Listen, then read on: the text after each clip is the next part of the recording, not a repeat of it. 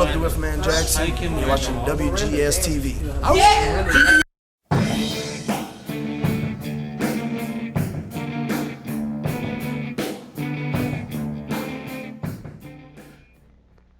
Welcome to another installment of WGS-TV right here on YouTube.com/WrestleGamer and ZFX-TV. I'm Double B Billy Boudreaux. This is going to be my WWE main event review for the week of November 21st, 2012.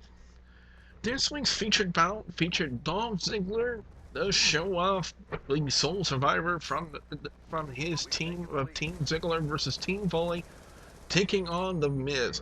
Now, it's not very often we get a really good promo before a match. You know, sometimes we get promos building into the match, but both Miz and Ziggler just cut an amazing promo before they had their match, and it was just absolutely... Let me just say this. It was just as good as last week's promo was that built into this match, and I was very impressed. I thought it was just absolutely phenomenal. Still kind of weird though. You know, for the longest time, Miz has always been a heel, and you know, you're used to the guy booing, and now we see WWE transitioning him into a face wrestler, a face gimmick, and you know, it's becoming a slow process. It's getting there. It's getting there. It's still kind of unusual, kind of odd to hear the fans actually cheering for The Miz, for The Miz getting a pop from the crowd for things he's saying against Dolph Ziggler. Now, that's the only odd feeling I got about it. Other than that, it was still an amazing promo, and then the matchup in itself was very, very good. But I kind of had the feeling with the way they were pushing Ziggler that it wasn't going to be a clean finish, and it wasn't.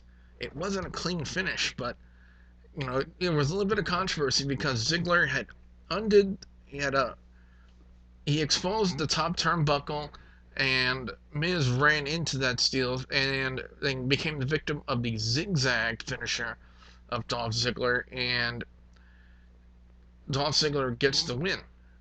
Ziggler gets on the microphone again, courtesy of Matt Striker, after he boots him out the ring, and says that, he is better than everybody. He's better than John Cena. He's better than everybody in this arena. He's better than everyone in the whole state. He is better than everybody. And he prove it time in and time out why he is the show-off.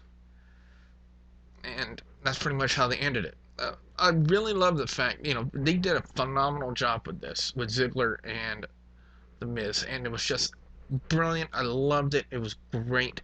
The promo before the match, the matchup in itself, and then the promo after it with Ziggler, 5 out of 5. I gotta go 5 out of 5. I was thoroughly entertained in every aspect of this featured bout. I was very entertained with the promo, the matchup in itself, and then the promo after it with Ziggler. WWE did a really, really good job putting this together. 5 out of 5. This week's secondary match featured 2 former members of the Nexus and the Core. You heard me correctly, because WWE apparently forget the inherent spelling of Core. C-O-R-R-E is the way they spelled it, so I don't call it Core, I call it Core. As Wade Barrett took on Justin Gabriel. Now, yeah, they played up a lot to that. They made a few mentions of it. Both JBL and Michael Cole did on commentary. It was really good. It was for a secondary match. I kind of figured Wade Barrett was going to go over on Justin Gabriel, because it seems to me he's the one who's getting a bigger push, especially with Wade Barrett now feuding with Kofi Kingston, and apparently will be doing it over the Intercontinental title.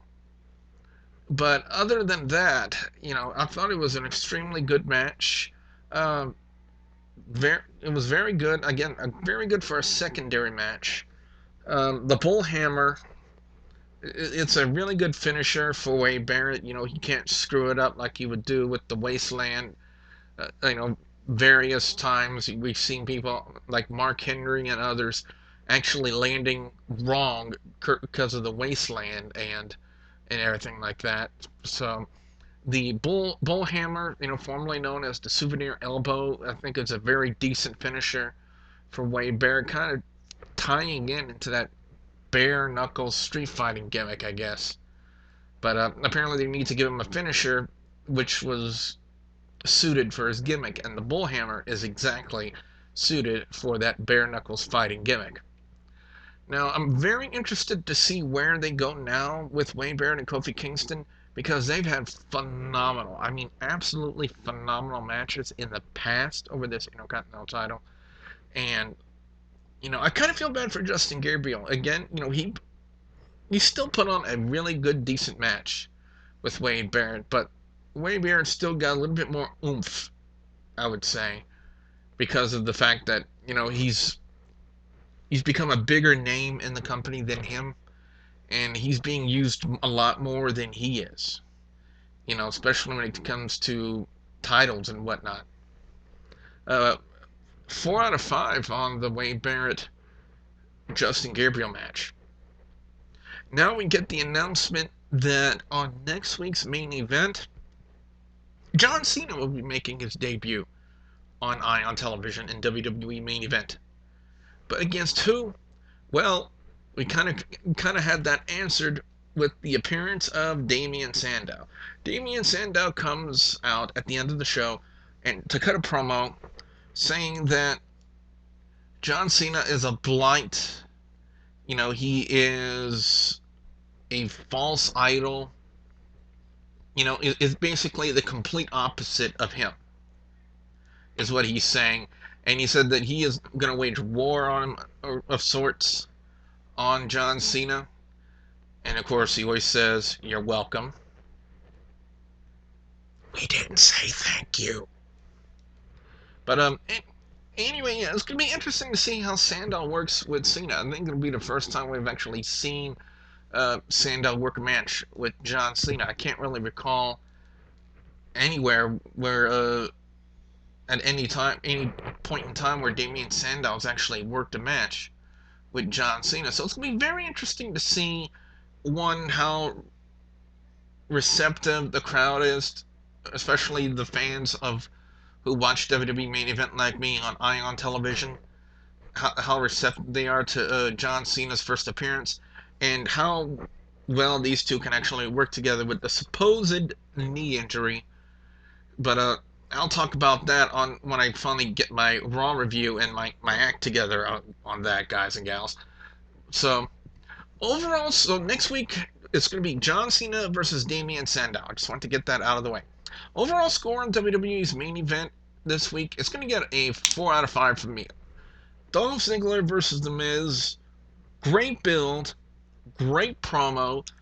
Match content was fabulous, and then the after-match promo with Dolph Ziggler, when you combine all of those variables into one formula, you get a 5-star match.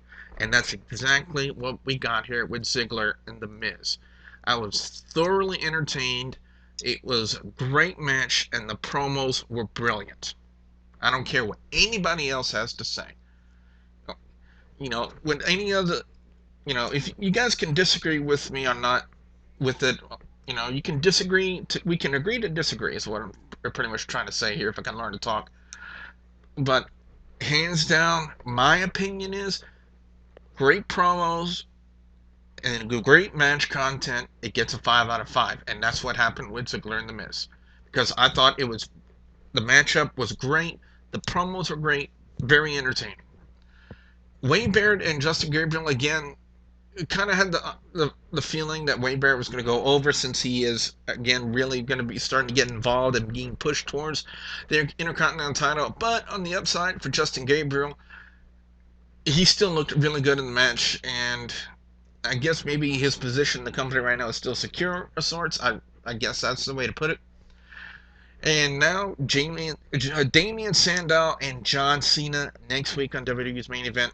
Very interesting to see how well these two will work together, because I've never seen them work a match before.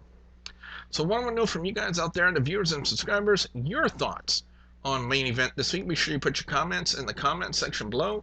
Don't forget to like and favorite this video, and please don't forget to subscribe to youtube.com/WrestleGamer and youtube.com/ZFXTV Network. So with that being said, I'm Double B Billy Boudreaux saying thank you very much for watching.